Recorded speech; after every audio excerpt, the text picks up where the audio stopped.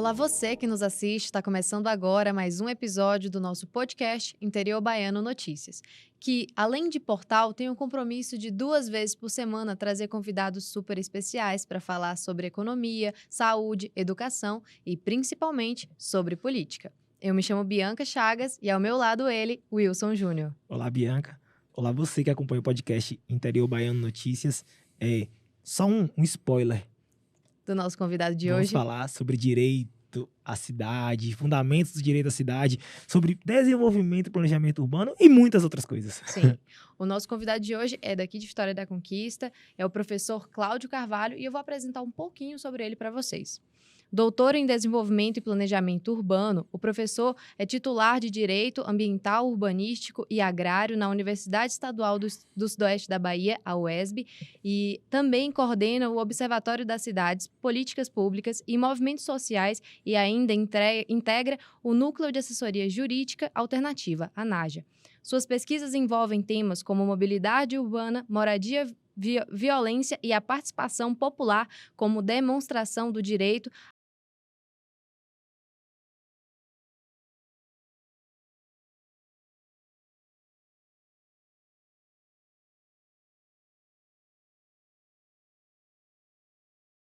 Então, Cláudio, para a gente começar o bate-papo nosso aqui, eu queria que você falasse um pouco sobre você. Eu já dei esse spoilerzinho, mas eu queria saber a respeito de sua perspectiva.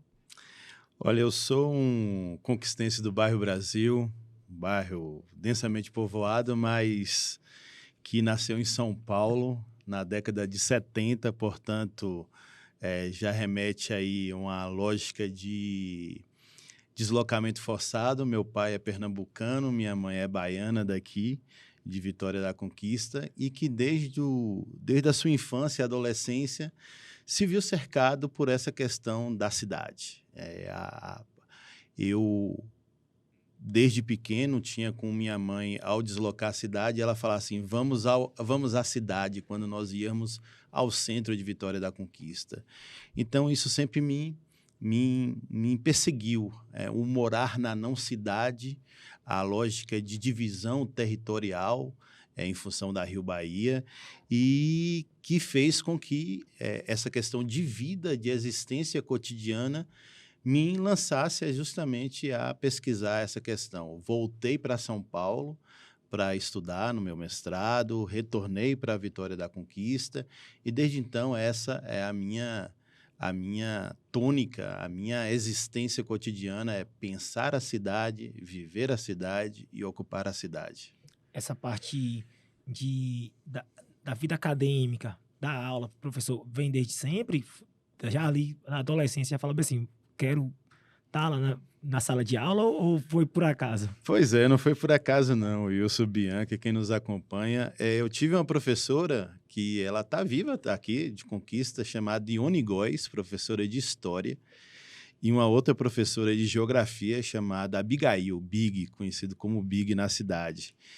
E eu desde sempre fiquei muito encantado com a forma como elas ministravam aula, com a forma como elas seduziam, né, na sala de aula, e eu desde sempre falei, não, eu vou ser professor. Ainda não tinha na cabeça que seria professor de Direito, mas, por coincidência, a professora Ione fez um júri simulado, 8ª série, se não me falha a memória, e era para absolver ou condenar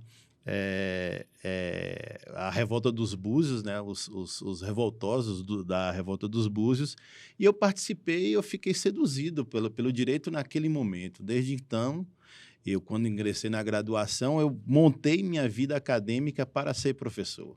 Então, iniciação científica, monitoria de disciplina. Quando terminei meu curso, eu já ingressei no mestrado, já fiz o concurso público para professor no interior de São Paulo, na Universidade Pública de lá, e depois, quando surgiu a oportunidade, eu retornei para a Vitória da Conquista no concurso aqui na UESB. Maravilha, maravilha. Você é autor do livro Direito à Cidade e, mais recentemente, lançou esse aqui, ó.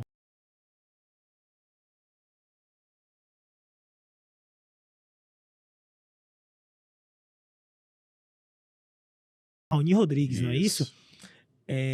Conta um pouco aqui sobre essas duas obras, né? A primeira, essa segunda, e um pouco sobre a abordagem delas. Então, quando nós falamos em direito à cidade, as pessoas acham que essa discussão está muito distante, né? Então, por exemplo, vamos ter eleição o ano que vem, 2024, eleição municipal, provavelmente a população vai discutir sobre mobilidade urbana, vai discutir sobre moradia, vai discutir sobre saúde, educação. E a gente defende, o Wilson Bianchi, quem nos acompanha, é que esse debate ele seja cotidiano. Por quê? Quando nós falamos em direito à cidade, a nossa Constituição ela estabelece esses direitos como direito, né? Nós temos um artigo da Constituição, que é o artigo 6º, que vai falar que moradia, transporte, lazer, todos esses são direito. Só que a gente percebe que esse é um discurso um tanto quanto acadêmico.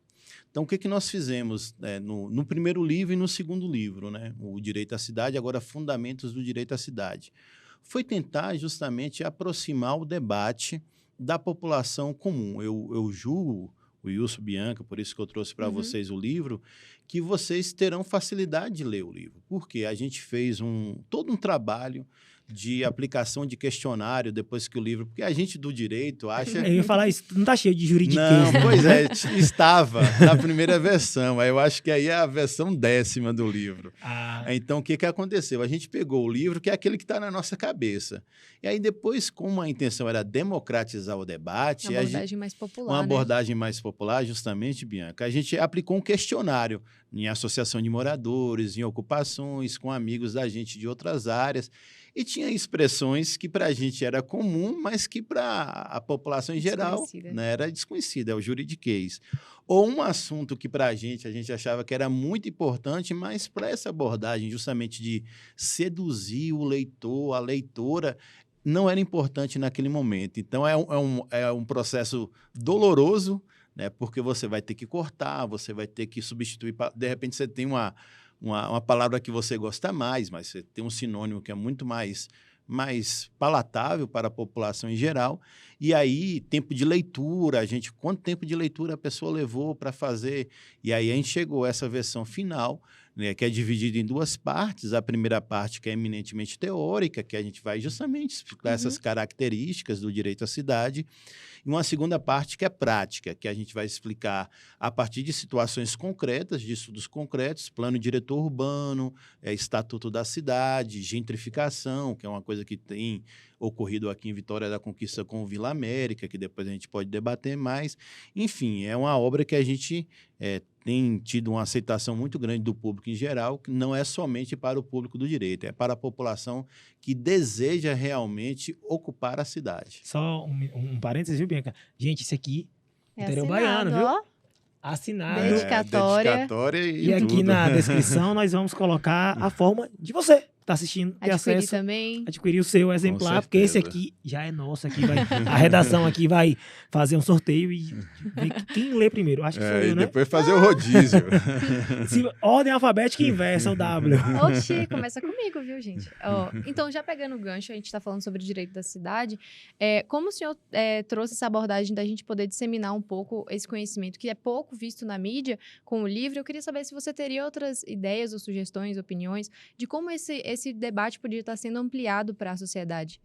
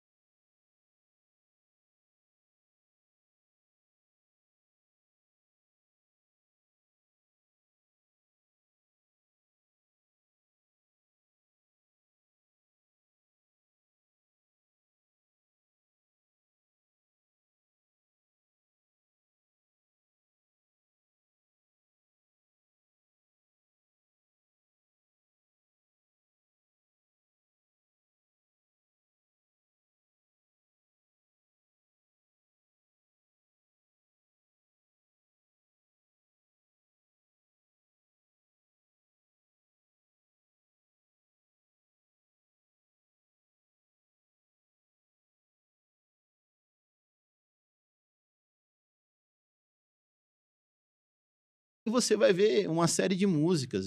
Só para a gente ver, em 1953, tem uma música que foi cantada por Elisete Cardoso, mas ficou popularizado na voz de Bete Carvalho, que é um samba também, que diz mais ou menos assim. Vai barracão, pendurado no morro e pedindo socorro à cidade aos seus pés. O nome da música é Barracão de Zinco. Vai barracão, pendurado no morro e pedindo socorro à cidade aos seus pés. O barracão, mais uma vez, é o que a gente chama da não-cidade. É uma ocupação que o poder público não chega. Quando chega é para matar. É a lógica da repressão. A cidade oficial é aquela que está lá embaixo. Gilberto Gil, também em 85, fez uma música belíssima chamada o seguinte, Barracos, o nome da música. Nos barracos da cidade, ninguém mais tem ilusão do poder da autoridade de tomar a decisão. Então, olha só como o barraco ele percebe como há uma lógica de cidadania para aquele que mora na cidade oficial e de subcidadania ou cidadania limitada para aquele que mora na não-cidade ou na cidade ilegal. E para finalizar, Nação Zumbi, Chico Science, tem uma música belíssima chamada A Cidade. A cidade não para, a cidade só cresce, e o de cima sobe e o de baixo desce. Então, você vai perceber na arte várias manifestações, como na música, cinema, a questão do filme Aquários, por exemplo, ou do filme Cidade de Deus, né, que é um filme que retrata muito essa questão urbana, na própria literatura, né, com Carolina de Jesus, ou com livros clássicos, como Aloysio de Azevedo, No Cortiço, a gente vai perceber como isso pode aproximar o debate para a população do direito à cidade. Então, são manifestações que a gente tenta tratar justamente para aproximar a população e para demonstrar Sim. como esses problemas que a gente fala sobre mobilidade urbana, sobre moradia, já é um problema que a arte já vem debatendo há muito tempo. Há muito tempo. Ele falou de uma música de 53 e eu lembrei de uma entrevista que eu vi do Herbert Viana, vocalista do Paralamas Sucesso, quando ele fala da música Alagados, né? Alagados, sim. Que ele fala, a música fala que a esperança não vem do mar, vem das antenas de TV e numa ocupação sobre as águas. Isso, né? A palafita. E isso aí ele vai falar que isso, a crise da década de 90, digamos assim, talvez ali final da década de 90, início dos anos 2000, onde ele vê as TVs ligadas dentro das casas ali nas palafitas e as pessoas tendo a esperança com o que tá vendo na TV, não pelo mar, não pela cidade, né? Porque eles estão meio que presos num local que é aberto. Isso. É muito incrível. Essa entrevista dele foi não lembro se foi no Roda Viva, mas eu vou lembrar até o final do programa. Mas acho que é uma forma da gente poder abrir um pouco os olhos, né, nesse aspecto. A gente tem várias manifestações, mas cabe, acho, meio que a população abrir um pouco os olhos e entender que aquilo ali também faz parte do direito da cidade. Sim, com certeza. Professor, como a universidade, a academia pode ajudar nisso? Olha, a universidade ela tem um papel fundamental. A primeira coisa que eu digo é esse papel, essa postura que a gente tenta fazer, que é justamente democratizar o debate. Então, na academia, Bianco, Wilson, quem nos acompanha, geralmente a gente escreve para o nosso par. Então, a gente está muito mais preocupado com o que o outro professor, a outra professora na academia vai dizer de sua obra do que a comunidade como um todo. Então, o ego é muito grande. Então, você se despir desse processo, né, e compreender que a pesquisa ela tem um papel de democratizar um debate que a gente sempre pauta nas nossas questões, para quem você produz, né? Para quem você produz? O que você produz na academia? Qual é o seu público? Então, o primeiro papel é esse, democratizar. O segundo é a universidade estar mais próxima dessas questões. Então, nós temos em Vitória da Conquista cerca de 10 ocupações, né? Grande parte da cidade não conhece esse dado, e a universidade tem a função de assessorar, através de projetos de extensão, por exemplo, essa população que vai discutir a questão da moradia, de repente tem a moradia, mas não tem a mobilidade urbana, tem a mobilidade urbana, mas não tem a segurança. Então, a universidade ela não pode ser um castelo, né? Ela não pode ser um local que está lá justamente fechado para a comunidade sem se preocupar. A segunda parte do livro, inclusive, a gente vai apresentar situações que foi em função dos problemas que a gente enfrenta na comunidade. Então, a partir do momento a gente escreve em função do problema real. Então, é um processo inverso. Tem muita gente que escreve a partir de uma abstração. Sim. E a gente não, a gente escreve a partir de um problema real para sistematizar e para apresentar soluções para a população, soluções concretas que possam alterar, de fato, a vida das pessoas. Falando em soluções concretas, início de outubro, a Prefeitura enviou para a Câmara de Vereadores o Plano Diretor de Desenvolvimento Urbano, o chamado PDDU. Para quem não sabe, o professor vai explicar muito mais sobre isso, é uma diretriz aí que vai pautar aí muito do desenvolvimento da cidade. Qual a importância do PDDU para esse desenvolvimento da cidade, para o futuro da cidade? É a primeira pergunta. E a segunda que eu faço, que eu sempre estou gostando de fazer isso agora, por que é tão pouco debatido? Aí eu falo que, gente, a gente sabe que existem audiências públicas, agora vai ter mesmo e tudo, mas esse debate, ainda assim, é pouco perante da importância do tema. Do Sim, tema. com certeza. Wilson, Bianca, é a situação complexa. São duas perguntas que aparentemente são óbvias, mas o óbvio nem sempre o óbvio precisa ser dito. Sim. A nossa Constituição, ela estabelece no artigo 182 sobre o planejamento das cidades. Já é uma palavra-chave para a gente, planejar. Planejar significa olhar, estabelecer situações para o futuro. Na nossa Constituição, no artigo 182, parágrafo 1º, diz que toda cidade acima de 20 mil habitantes deve ter plano diretor, é obrigatório, não é facultativo. O prefeito, a prefeita, obrigatoriamente, acima de 20 mil habitantes, tem que fazer o plano diretor urbano. Vitória da Conquista já tem um histórico de planejamento. O primeiro plano diretor urbano de Conquista foi da década de 70. 75 para 76, o prefeito era Jadiel Matos, já falecido, mas que, inclusive, depois foi vereador de Vitória da Conquista também. O que é que acontece, Bianca e Wilson?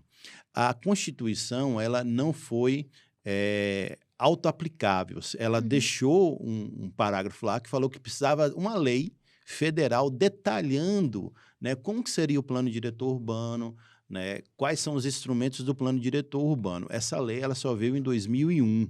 Já tem uma questão aí, um lapso temporal aí de 13 anos, que é o Estatuto da Cidade, a Lei 10.257.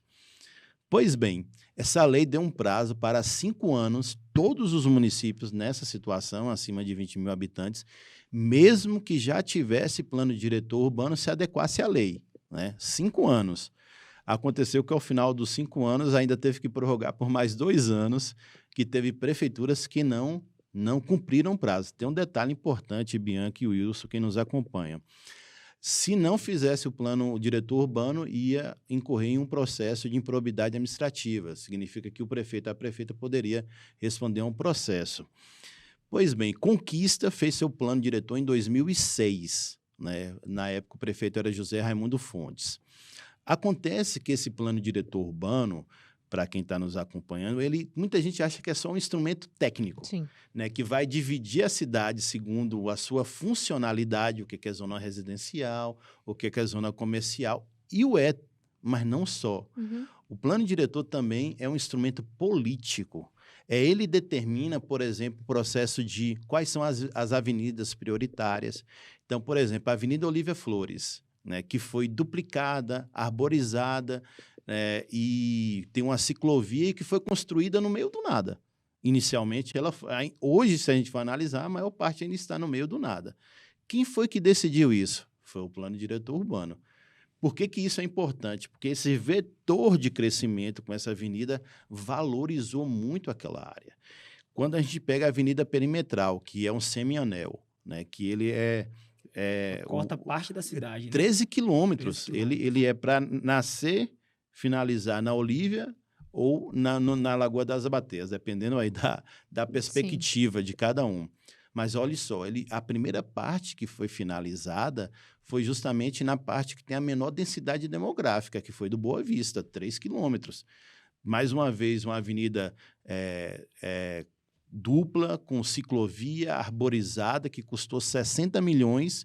E o que você tem ali? Muro de um lado, né, ou vazios urbanos de outro. E isso vai acontecer por quê? Porque o plano diretor urbano determina quais são as obras, quais são as atividades de estrutura da cidade que são prioridades. Nesse momento, o plano diretor urbano ele está em atualização. Não quer dizer que a gente não tem plano diretor urbano. Isso é importante dizer, né? Então, o Wilson Bianca, quem nos acompanha, as pessoas falam assim, o plano diretor tem que ser atualizado a cada 10 anos. É verdade, a lei fala isso. Mas não quer dizer que a partir de 2016 a gente não tem plano diretor urbano. Na verdade, enquanto não tiver um plano novo, o plano que está aí continua valendo. Pois bem, a prefeita Sheila Lemos, depois de audiências públicas, eu fui delegado da UESB, nesse processo de elaboração do plano diretor urbano, mandou agora para a Câmara de Vereadores. Aí eu entro na sua segunda questão, Wilson. Por que é um instrumento tão desconhecido da população?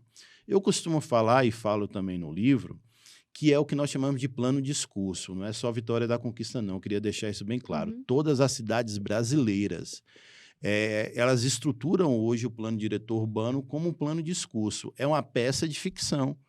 Na verdade, o plano ele existe, porque senão vai incorrer em crime, só que ele não sai do papel. Há uma distância entre planejamento, que eu falei, né? Planejamento a gente tem feito, que é pensar a cidade. Só que a execução, que é a gestão da cidade, há um descompasso muito grande. As prefeituras elas não conseguem acompanhar aquilo que elas mesmas, ou que a cidade pensa, né? Então, por exemplo, nós temos um instrumento que está no plano diretor urbano de Vitória da Conquista que nunca saiu do papel, né? O que a gente chama IPTU progressivo no tempo. O Wilson Bianca, quem nos acompanha, a gente tem um IPTU que todo mundo conhece, que é aquele que a gente paga pelo valor da propriedade, o valor venal, que é 1%. Só que no plano diretor urbano de Conquista, porque tem na lei federal, a Conquista vai reproduzir isso, nós vamos ter o IPTU progressivo no tempo. O que significa isso? É uma outra forma de IPTU que a lei fala que uma área não utilizada, subutilizada ou utilizada de forma inadequada, é o que a gente chama de especulação imobiliária, né? O IPTU ele vai aumentar ano a ano durante 5 anos. Então, é 1%, depois no segundo ano vai para 2%, no terceiro vai para 4%, depois no quarto ano vai para 8%, aí no quinto ano dobra, vai para 15%, porque o limite é 15% e não pode passar daí. Por quê? Você aumentando a alíquota do IPTU, você vai pressionar a pessoa para dar a destinação correta. E ela não vai ficar esperando valorizar, passar uma avenida, construir um equipamento público aqui, porque a lógica é essa, esperar a valorização de um terreno que custa R$10 mil até ele chegar em R$1 milhão, o que é totalmente arbitrário. Vitória da Conquista não tem essa, nunca colocou isso, mas não foi só Vitória da Conquista. Hoje você tem 5.570 municípios no Brasil, nós temos hoje 12 municípios no Brasil que usam desse instrumento, IPTU progressivo no tempo. Por que não usam? Porque não conseguem fazer o enfrentamento ao poder local, né? O poder local, como um prefeito, o vereador, está muito próximo ali, é por isso da importância da população se apropriar dessa discussão. Ele acaba não fazendo isso, sobretudo com o mercado imobiliário, que é quem tem, vamos dizer assim, um grande banco de terras na cidade e fica fazendo a retenção intencional dessas terras. Aproveitando para a gente poder falar sobre isso, professor, a título de curiosidade, eu queria saber se existe uma maneira, é possível da gente conseguir desenvolver a cidade de maneira mais justa, mais valorizada? Bianca, é possível. O que acontece, o Wilson, quem nos acompanha? Na verdade, é preciso que a prefeitura... Quem tem a competência de fazer o planejamento das cidades é a prefeitura. O que acontece? Eu sempre costumo, Wilson Bianchi, falar, quem nos acompanha, que a cidade é um palco vivo, em constante transformação. Olha só para a gente ver a complexidade disso, Bianca. Hoje, no Brasil, 85% da população reside em cidades. 85% da população brasileira, a imensa maioria. Vitória da Conquista tem um distrito sede, que é o local que nós estamos, mas tem os distritos da zona rural, são 11, Dantilândia, Zé Gonçalves, e aí vai. No distrito sede, que é esse que nós estamos, que corresponde a 2% do território do município de Vitória da Conquista. Conquista é uma cidade imensa do ponto de vista territorial. Esses 2%, ele está com 90% da população. Olha só como a distribuição é desigual. 2% do território do município, ele tem, nesses 2%, 90% da população. Né? Então, você imagine a quantidade de problemas que você tem aqui nessa cidade. Por exemplo, mobilidade urbana. É complicado você ter uma cidade como Vitória da Conquista, quem pega ônibus sabe disso, sair da UESB 10h20 da noite, por exemplo, pegar um Vila Serrana D30, né, o D30, Vila Serrana via Urbizum, vai chegar na Vila Serrana meia-noite em casa.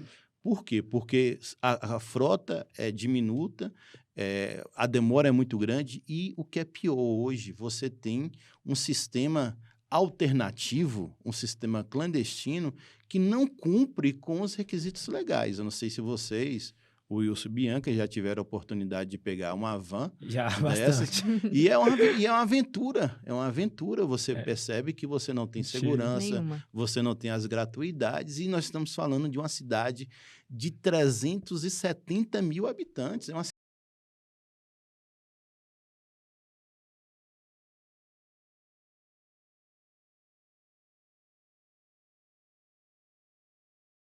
chave direito, Essa né? fiscalização, né? Né? Manter essa Então, fiscalização. quem tem a competência de fazer isso é o poder público municipal. Por quê? Porque justamente a cidade ela vai ter essa série de interesses. De repente, o meu interesse enquanto morador não é o mesmo interesse seu, Sim. Bianca, que de repente é uma incorporadora imobiliária. Né? Não é o mesmo interesse de Wilson, que é um construtor. Quem é que vai fazer esse processo? É a prefeitura municipal. Porque o interesse público tem que prevalecer sobre o interesse privado, porque a cidade é de todos e de todas. A gente costuma falar, inclusive a gestão atual usa uma expressão, que é uma expressão que eu debato no nosso livro na primeira parte, que é uma palavra de plástico, né? Eu costumo falar que são palavras que vão se adequar a qualquer discurso. Uhum. Qualidade de vida. Hoje, qualquer coisa que você falar, a pessoa vai melhorar de qualidade de vida. Estado democrático de direito. A tentativa de golpe no dia 8 de janeiro em Brasília, estavam usando o Estado democrático de direito para legitimar, que é cidade para pessoas. Então, a gente tem que pensar, cidade para quais pessoas? Então, só para fechar, Bianca, vamos imaginar que a Olívia Flores é uma importante avenida de Vitória da Conquista. E eu não estou desconsiderando isso, não. Mas Vitória da Conquista, ela não tem só a Olívia Flores. Vamos pegar a Avenida Brumado. Eu não sei se vocês já andaram de bicicleta na Avenida Brumado. A Avenida Brumado é uma avenida que ela tem ciclofaixa, que eu disputo aquela área infelizmente, com os motoboys, que não respeitam a ciclofaixa, por exemplo, que é muito menos segura, porque ela só tem uma marcação no solo, ela não é separada. Eu não sei se vocês já andaram na Olívia Flores, ali na Brumado, entre a Avenida Barreiras e o Anel Viário. Não tem arborização, não tem iluminação. Então, da mesma forma que a Olívia Flores deve ter um desenvolvimento, outras avenidas da cidade, a Brumado, a Avenida Paraná, a Avenida Frei Benjamin, deve também ter a mesma destinação, porque a cidade deve ser para todos e todas. Sim. Isso que é cidade justa. De fato, professor. Eu vou interromper o nosso papo aqui rapidinho, só para eu lembrar você aí de casa que no Interior Baiano você pode encontrar diversas notícias e muito mais sobre esse bate-papo que a gente está tendo aqui agora com o professor. A gente também teve com outros convidados. Então, se você tem interesse de se aprofundar mais, vem conhecer o nosso canal no YouTube, no Instagram e também o nosso site para você conferir as matérias. interiobaiano.com.br. Isso mesmo, só pedindo, aproveitando o gancho, você que está assistindo pelo YouTube, não esquece de se inscrever no canal, isso dá uma força pra gente, dá um joinha e comenta aí o que você está achando da entrevista, entra no debate também. Se tiver uma dúvida, uma dúvida, e também assim, vai sugerindo outros entrevistados, pega a entrevista, compartilha com um colega que você acha que vai gostar do tema, então dá essa força pro Interior Baiano e segue acompanhando a gente. Vamos voltar pro bloco 2? Vamos sim. Interessante, a gente comentou nos bastidores sobre um comentário do ex-prefeito Essênio Guzmão, né, de um lema sobre projetar a cidade para 2040. Eu vou datar agora do período que a gente está, 2023, e falando da seguinte forma. Para a gente pensar a Vitória da Conquista de 2043, daqui a 10 anos, a gente deveria pensar sobre quais pilares de desenvolvimento, digamos assim, é preciso pensar antes em quê? antes de pensar na cidade daqui a 10 anos. Pronto. Daqui 10 ou 20, né? Ou 2043 é 20 43, anos. perdão. Ó, tá vendo? Tá dando no tempo. Já tá. É porque eu sou muito novo. Você não tá entendendo. Quantos anos o Wilson Júnior vai ter em 2043? 2043. Coloca Levantaram aí. essa questão aqui, só esse parênteses. Façam Eu não cálculos. falei e não quero que, por favor, esse assunto saia daqui, viu? Bem, eu entendo e a gente tentou fazer essa discussão no plano diretor, mas a gente não conseguiu avançar, mas Vitória da Conquista vai ter que se debruçar sobre isso. Como eu falei, Vitória da Conquista não é mais uma província. Quem mora aqui em Vitória da Conquista, apesar de termos ainda, né, características, algumas pessoas, tem famílias importantes, você é filho de quem e tal. Conquista não é mais uma província, né? Isso significa que a gente deve pensar a cidade hoje. Por exemplo, eu fui contra a reforma da estação Lauro de Freitas, ali que foi transformada em estação de transbordo. Por quê? Porque essa obra, se fosse construída, deveria ter sido construída há 20 anos atrás. Por quê? Vitória da Conquista, hoje o Wilson, Bianca, quem nos acompanha, hoje ela tem o que nós chamamos de subcentro. Vitória da Conquista precisa ter essa dimensão. Conquista hoje não tem um centro só. O bairro Brasil é um subcentro, o bairro Patagônia é um subcentro, o Alto Marom é um subcentro, a Urb 6, também carinhosamente chamado de Pé Inchado, é outro subcentro. Isso significa que a gente tem que pensar o desenvolvimento da cidade a partir de uma descentralização, né? A partir do momento que a gente verifica esse processo de descentralização, o desenvolvimento tem que ser pensado dessa forma. Era muito mais adequado, voltando a essa questão da mobilidade urbana, que Vitória da Conquista tivesse estações de transbordo em cada um desses locais que eu falei e ter, por exemplo, linhas bairro a bairro sem passar pelo centro. É uma dimensão provinciana você achar que todo ônibus ele tem que ir para o centro da cidade. Isso nas cidades maiores, isso não existe. Eu tenho uma observação sobre isso. Eu sou morador do Guarani, eu já falei aqui em vários episódios, e não existe ônibus de Guarani ao ESB. Tem que passar pelo centro, Tem que né? passar, na verdade, tem Guarani Centro ESB. E você tem que se adequar àqueles horários específicos para lá. E acredito que tem um ônibus que passa em uma parte do Guarani que venha até o ESB, mas é um único ônibus. E era uma observação que eu tinha pra falar. Sim. Eu não me conformo, já falei com pessoas da prefeitura, já levantei essa revolta aqui. Mas a sua revolta, Wilson, Bianca, é a revolta da população. Isso. Você pega quem mora no Vila América, por exemplo, para a UESB, se você analisar em linha reta, você gastaria 10 minutos. Mas o ônibus tem que ir ao centro da cidade para depois ir para a UESB. Isso é um equívoco, porque justamente a gente pensa em uma situação que o centro de Conquista é como um centro de antigamente, que centralizava tudo.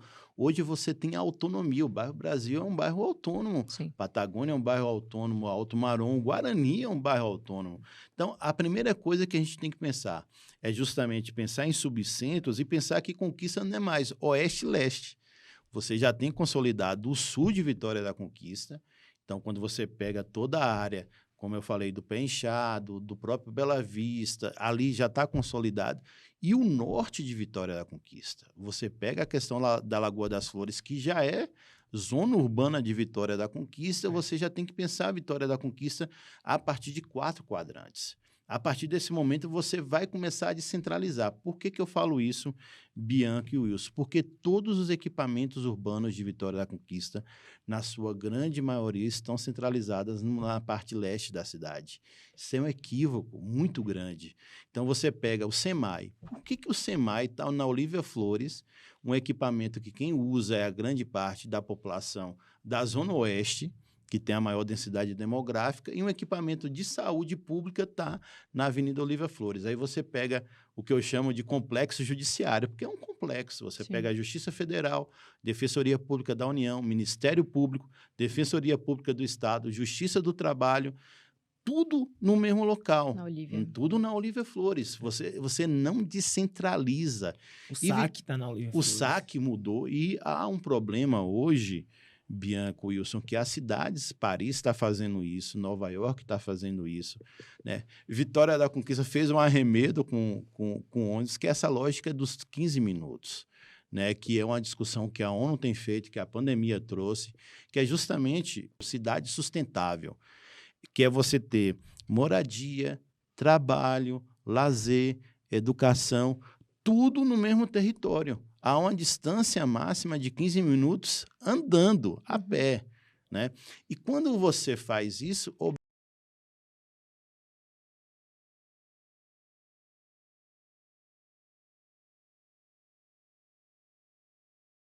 esse termo, mas o Murilão, né, foi recém-inaugurado, né, que fica na Zona Oeste, e foi recém-inaugurado sem iluminação, quer dizer, as pessoas só podem usar aquele equipamento até 17h30, não podem usar à noite.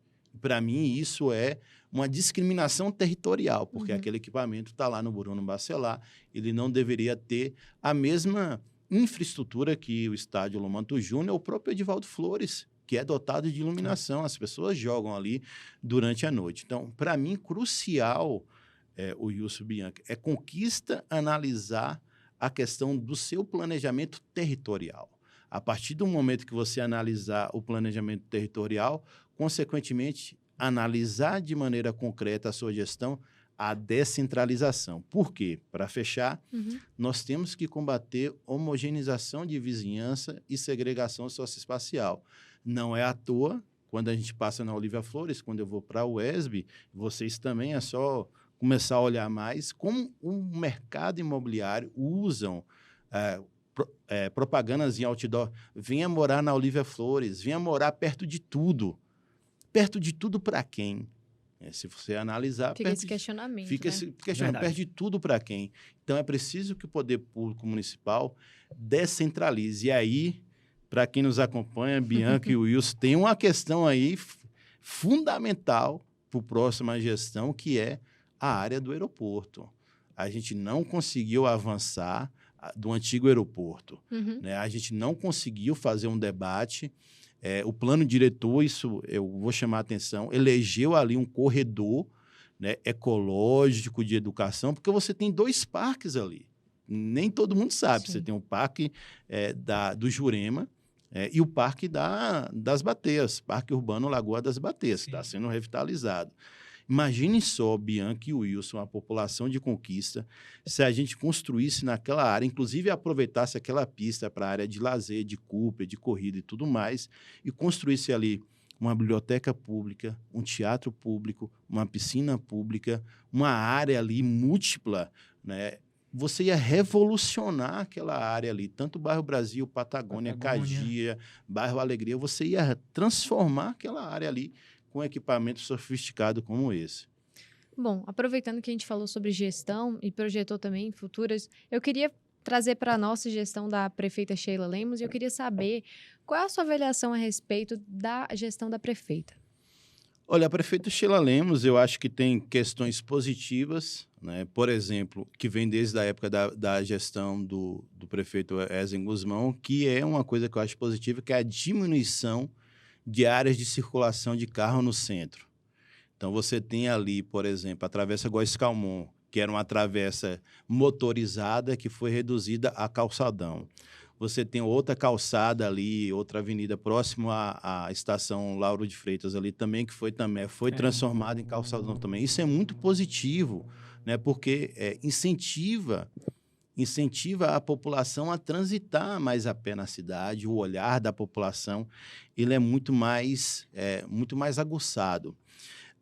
O ponto negativo que eu acho na gestão da prefeita Sheila Lemos é a questão do amadorismo na sua equipe, né? Então, quando você vai pegar o seu corpo técnico, você percebe que não há, né, um profissionalismo no tocante, e aí, consequentemente, você muda muito os seus quadros. Uma pessoa que estava na EMUC vai para outra secretaria, quem estava na outra secretaria. Essa roda, essa dança de cadeiras, ela acaba atrapalhando muito o processo operacional da prefeitura. Então, você pode até ter recurso, você pode até receber, como a prefeitura tem recebido financiamentos aí de maneira recorrente, mas se você não tem uma equipe, né, com expertise mesmo para você tocar, você vai ter dificuldade muito grande. Eu acho que esse é um problema na atual gestão, é falta de pessoas capacitadas para justamente a parte operacional, a parte procedimental, porque a prefeitura demanda isso. A prefeitura municipal, é a questão da coleta seletiva, a questão da iluminação pública, a questão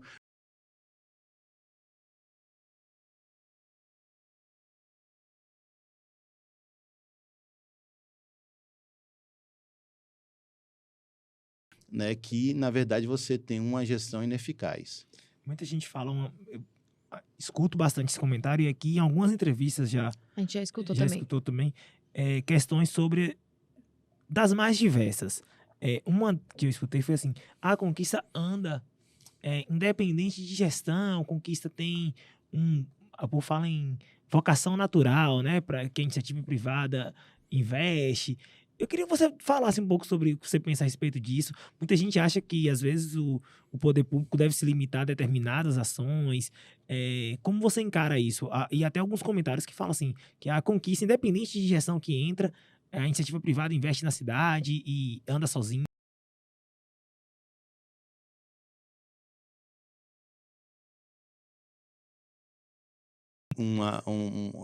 Uma importância muito As grande. pessoas pedem até, só interrompendo, a diminuição, né? Inclusive em estados mais liberais, né, que você tem outro regime de organização administrativa diferente do Brasil, né, o caso dos Estados Unidos, que é uma confederação, por exemplo, você vai ver, inclusive em filmes, só para título, como a municipalidade ela tem uma importância muito grande, eleições e tudo mais, e aí só para a gente ver como isso é importante. Não é verdade. Primeiro que não existe isso de vocação natural. Eu queria deixar muito claro, a cidade não nasce, ela não cresce de maneira espontânea, natural. Quem determina isso é a lei. Né? A lei estabelece fronteiras de poder. Rico do lado do rico e pobre do lado do pobre. A verdade é essa. O poder, o mercado imobiliário, e aí se você quiser chamar o Wilson a iniciativa privada, pode chamar.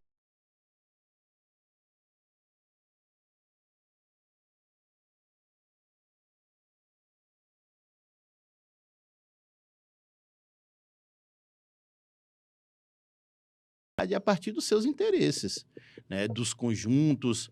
Vou dar um exemplo aqui. Caminho do Parque. Caminho do Parque, as pessoas acham que é um condomínio fechado. E nunca foi. Né? A rigor, ali é um loteamento aprovado, portanto, as vias pertencem ao município.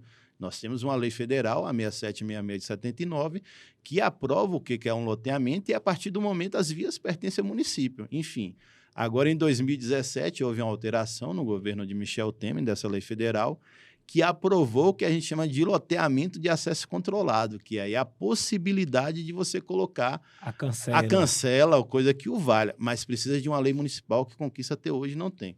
Então, para você ver como os interesses, eles acontecem. Por que até hoje o Caminho do Parque é visto dessa forma? Porque há um interesse econômico muito grande de você estabelecer ali uma segregação socioespacial. Rico do lado do rico e pobre do lado do pobre, né? Que é o caso do pessoal ali do Quincas Brito, né? Que não poderia, por exemplo, passar ali por aquela área. Então, isso é uma inverdade. Conquista, como o Brasil inteiro, né? Sempre foi planejada, é um discurso falacioso, né? A ausência de planejamento deixa que o mercado imobiliário não. O mercado imobiliário tem uma expressão que a gente usa no livro, que é governamentabilidade.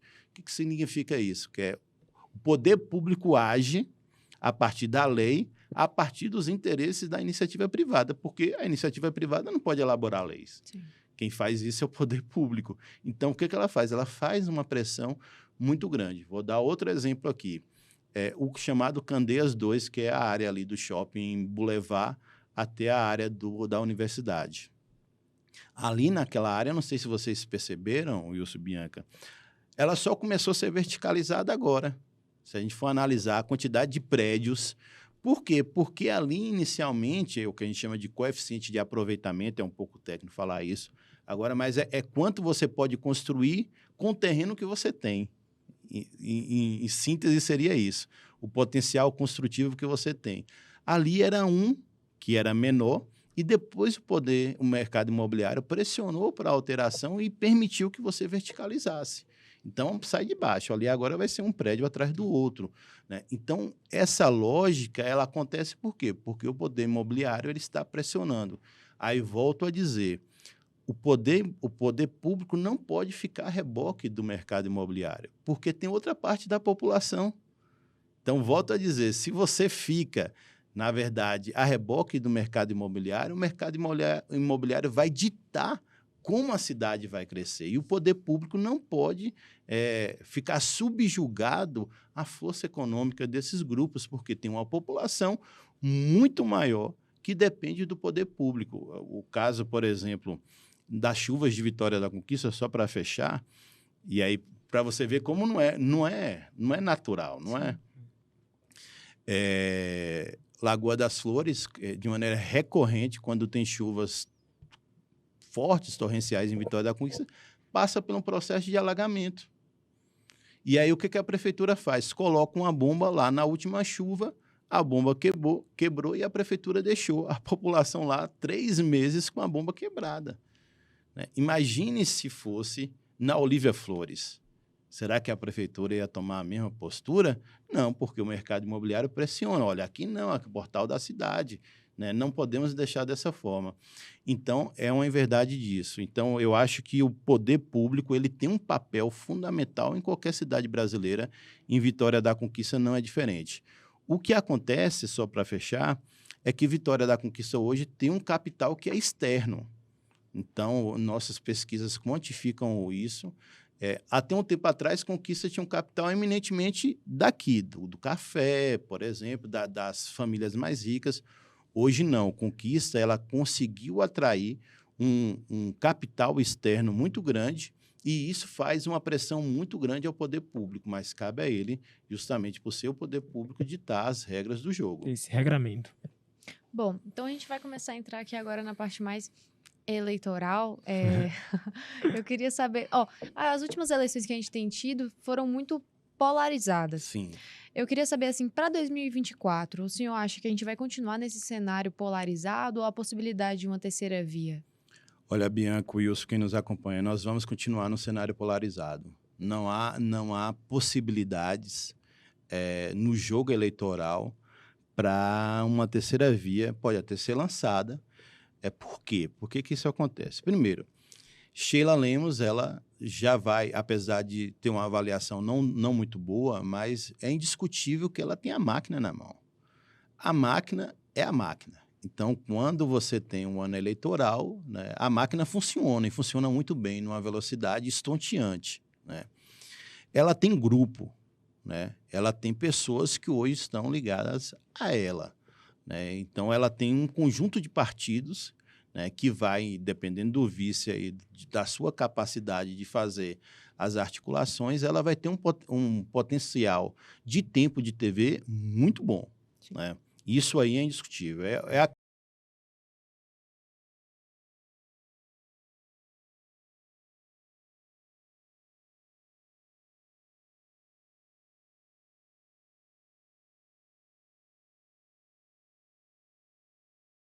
Um saldo eleitoral, né, que fica ali entre 20% e 30%, e tem um dado novo, que é a correlação de força nacional, que mudou. Então, queira ou não, Bianca, Wilson, a gente vai perceber o quê? Que o presidente Lula, ele naturalmente é um grande cabo eleitoral. Em Conquista há uma questão das zonas, né? Então, se a gente pega as amostragens, o PT é muito mais forte na zona eleitoral da zona rural e no lado oeste. No lado leste, consegue perder um pouco, apesar que o atual vereador Alexandre Xandó conseguiu penetrar um pouco. Mais votados na Zona Leste, teve mais votos, por exemplo, a deputado federal. Alexandre Xandó teve mais voto aqui na Zona Leste do que Valdenor, por exemplo. Sim. Então, para você ver como ele conseguiu. Então, é um discurso mais jovem, é um discurso que é mais palatável para essa comunidade. Então, qual seria a terceira via? Quando a gente pega e vai analisar o tabuleiro. Há a possibilidade do candidato do PDT, o Marcos, ou a própria candidatura da Lúcia Rocha. Só que a Lúcia Rocha ela vai ter que passar por cima, vamos dizer assim, há um acordo estadual e um acordo nacional. Queira ou não, hoje o seu partido, o MDB, está na base do governo Lula, está na base do governo Jerônimo. Então, a correlação de força não basta querer e não basta colocar outdoor na cidade também. É preciso você ter potencial de articulação. Ela não tem um grupo político. Quais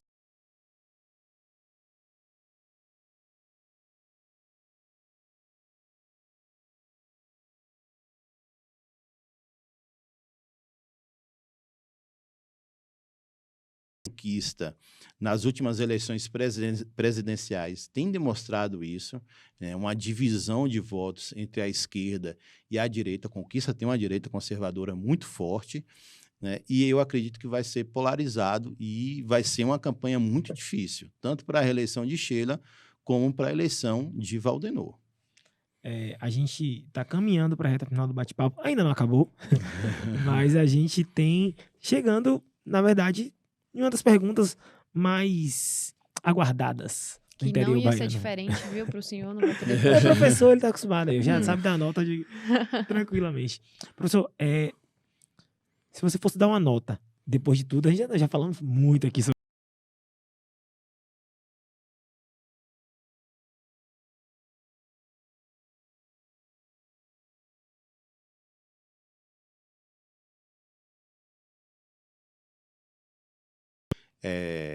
Tem apresentado alguns planos de mobilidade, o plano diretor urbano com uma certa lentidão, mas tem apresentado,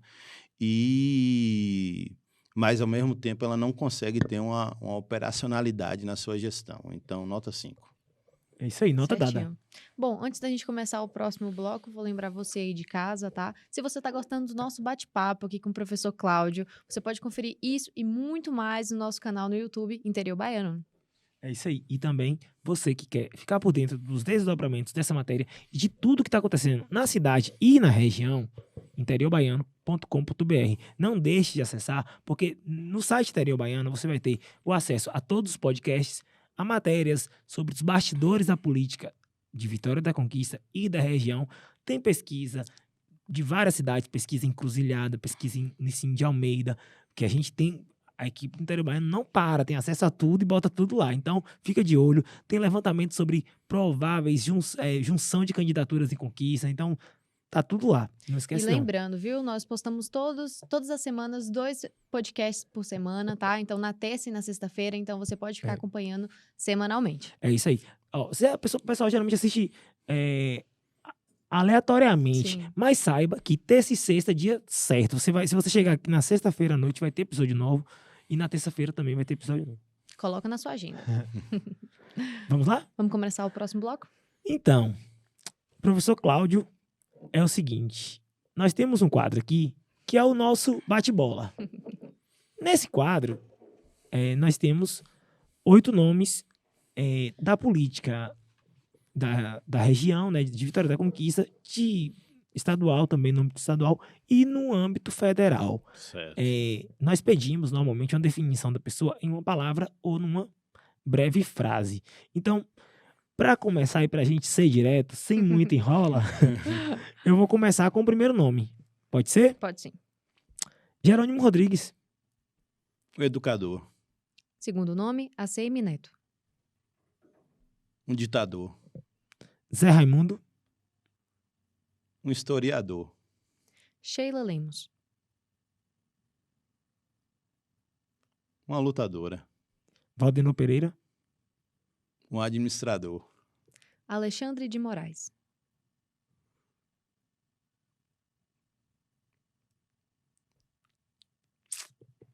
eu tenho um defensor da democracia, Jair Messias Bolsonaro.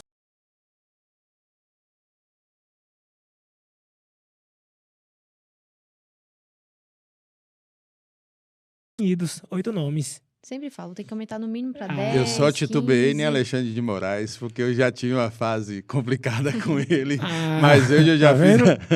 Tem história aí, ó. Já tem. Hoje eu já fiz as pazes com ele. Pronto. Depois a gente vai ter um episódio para você contar mais essa história. Professor Cláudio, só agradecer a sua presença aqui no podcast Estéreo Baiano. O papo foi bom, o papo foi rápido, gente. Eu sei que quem tá assistindo aí queria que fosse mais pra frente, mas a gente deixa pra segunda parte, porque a gente também aqui não Sim. pode gastar tudo numa... Esgotar a pauta toda de uma vez só. Não pode, não. Senão a pessoa não volta. Mas o convite é certo, viu, Com professor? Você tá certeza. aqui, ó, a gente tá com as portas abertas para te receber, então seja muito Feliz, bem-vindo, Bianca. tá? E a gente pode conversar sobre muitos outros assuntos. Com certeza. Agradecer o convite de vocês. Vocês falaram tanto em YouTube. Eu tenho um canal no YouTube também, Olha. viu? Sim, a gente vai colocar o link aqui, então já fala logo aí. Pronto, meu canal é prof.claudiocarvalho. Lá tem várias aulas gravadas, vários vídeos. Faça inscrição, eu tinha vergonha de falar isso. Faça Olha. inscrição. Meus alunos que falaram, professor, você tem que Tem que falar. chamar. Faça inscrição, aperte Deixa o o sininho, like. deixa o like e tal. Então, o livro, quem quiser, pode Adquirir, né? comigo. Pode ir diretamente no meu Instagram, No Instagram, né? @CláudioCarvalho. Porque comigo é preço de custo, a gente quer ser lido, a gente não quer ficar rico, não. Ele está sendo vendido, né, em todas as plataformas, Amazon e tudo mais, mas lá é o preço comercial. Então, o Instagram dele tá aqui na descrição do vídeo, quem tá Pronto, acompanhando pelo pronto. YouTube, né? Quem tá escutando no Spotify também, é só entrar no Instagram, né? Isso, @CláudioCarvalho, R$50 preço de custo, uma dedicatória Olha. e com autógrafo. E é de grátis. Autógrafo igual do A gente interior já baiano. garantiu o nosso.